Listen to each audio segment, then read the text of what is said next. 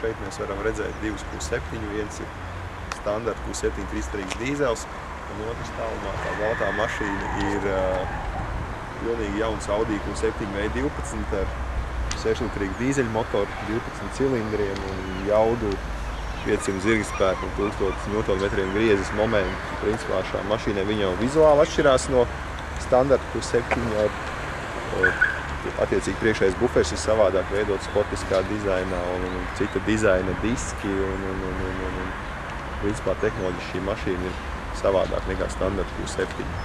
Cena ir 134 000 € ar PVN. Un vienīgais, ar ko viņš atšķirās arī no standarta Q7, ir tas, ka bāzes aprīkojums ir ļoti bagātīgs.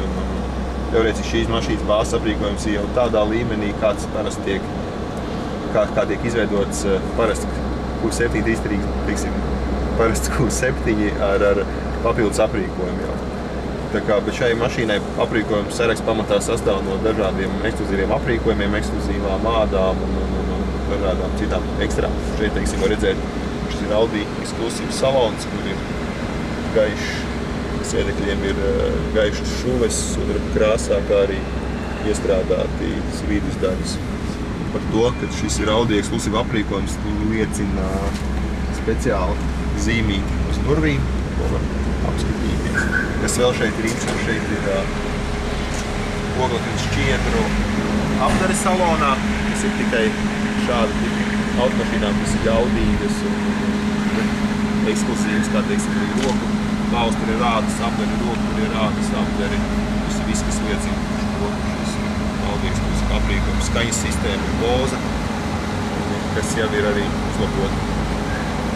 Tas ir labākā standarta sistēma, jo teiksim, šeit lokājās skaņas sistēmas Audi ir vairāk kā 1000 vatu. Šī mašīna ir aprīkota arī ar panorāmas lūku, kas tīri vizuāli salonu padara vieglāku. Cieši ņemot vērā to, ka šajā automašīnā ir melnie griezti, kas ir raksturīgi sportiskām automašīnām, tad, teiksim, šī lūka viņa ļoti tādas ir tāda salona viegluma iespēja. Viņš nav tik nomācošs kā kādam. Viss šīs automašīnas ir aprīkotas ar Audi keramiskajām bremzēm. Kurā gadījumā viņas nodivas 4 reizes lēnākā standarta bremzes, un tā laikā viņš saglabā savu veikspēju pie ļoti intensīvas lietošanas. Audi, protams, kā viss Q7 aprīkots ar quattro pilnpiedziņas sistēmu, ir sadalījums 40-70 uz aizmuguri, Šis ir šīs mašīnas galvenā vērtība, tās 4-litrīgais dīzeļu motors, kas principā ir izmantots tehnoloģijas no sporta ņemtas, no Le Mans satiksmes, kur ir braukuši dīzeļu motoriem. Viņš ir aprīkots cilindri izveidot V veidā, 60 grādu leņķī, 2 turbīnas uz katru cilindru bloku.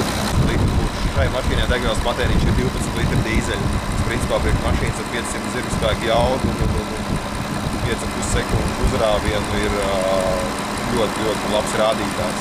Tas ir svarīgi, tas, ko šī mašīna atšķirās no pārējām, ir tas, ka, teiksim, viņai ir jumta reliņi, matēts alumīnijs, spoguļu apdari ir ar matētu alumīniju, kas nav standarta mašīnā. Salīdzinot ar standarta mašīnu, šim ir arī paplašināti spāni, attiecīgi varētu ievietot 20 colu diskus, un 20 colu diski nāk standartā, vēl var dabūt arī 21 colas vietos diskus. Man mazāk īstenībā šim te konkrētai versijai mēs nav pieejami.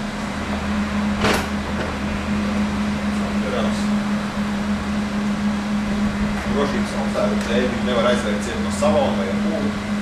Podziņi, kas ir tāpēc, lai kādu neiespiestu bērnus un skaņus. Bet apvērtīgi var arī ar pūli pa gabalu, ja nāk no veikala ar iepirkumiem, tad ar pūli atver, ievērk iekšā. Patreiz esam pie stūras šim milzīgajam un skaistiem motoru, V12 TDI motoru. Jāsaka godīgi, ka vairums meiteņu un arī vīriešu kārtas pārstāvi ir atvilduši šo mašīnu. Viņam jābūt īpašiem speciālistiem, lai saprastu, kas te ir mainījies arī sēžot pie stūras. Bet pazinēja, protams, novērtē gan pneumatisko piekari, gan arī to, kas jau te ir bijis standartā, gan arī nācis klāt. Ja. protams, galvenā atšķirība jau ir slēpjās te zem motoru pārsegu, un tas tonis vien ir ko vērts, ka jūs varat braukt. Mēs tik tagad braucam vietā, kur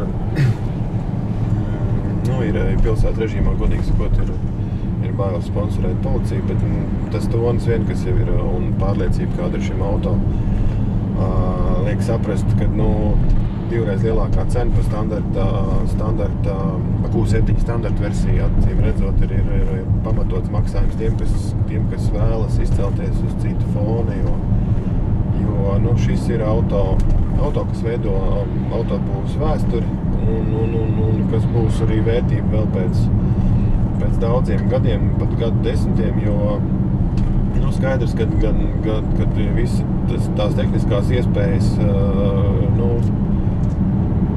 kāds viņš var demonstrēt 5,5 sekundžu pātrinājums līdz 100 un patēriņš 11,2 mums ir reālais labums. Arī, teiksim, braucot ļoti agresīvi un dinamiski, iespējams, ka mēs varam tur dabūt, 18 litrus, bet, caurmēra patēriņš ir tāds, ja jūs paņemat kaut kādu Mercedes AMG, kas ir benzīna motoru, droši vien, ka viņš ir dedzinās, nezinu, reizes. Pilnīgi godīgi un atklāt, es pēc sajūtām patreiz vēl es nezinu, par ko es maksātu šo starpību, bet es saprotu cilvēkus, kas vēlas šādu auto. Ne tikai tāpēc, ka viņu kaimiņš nevar nopirkt, jo viņš labāk varbūt tās izvēlas naudu izvērtot liederīgāk, taču neprātīgiem pirkumiem un rotaļlietām, šī ir viena no rotaļlietām, onkuļiem un tantēm, viņiem ir pamats tādēļ, kad, mēs visi esam mirstīgi un mums gribās lietas, kas mūs iepriecina. Šī ir viena no tām lietām.